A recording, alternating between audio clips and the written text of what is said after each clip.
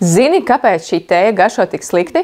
Jo melno vai puāru tēju var apliet ar verdošu ūdeni, bet zaļo gan nē. Tējā izmanto 80 grādu karsts ūdens. Citādi tā var zaudēt līdz pat 40% garšas, aromātu un veselībai labvēlīgu vielu. Un tu dzersi vienkārši rūgtas čuras. Balta un zeltaina tēja abas ir ļoti dārgas, un tas jāgatavo pie 70–75 grādiem. Citādi tāpat kā gadījumā ar zaļo, dzēriens būs sabojāts. Uluna tēja labi derēs 90 līdz 100 grādu ūdens, bet arī nekādā gadījumā neverdošais. Viedai teikanai kā šī Aeno EK7S var ne tikai izvēlēties temperatūru lietotnē, bet arī uzlikt laiku, kad tās sāks sildīties.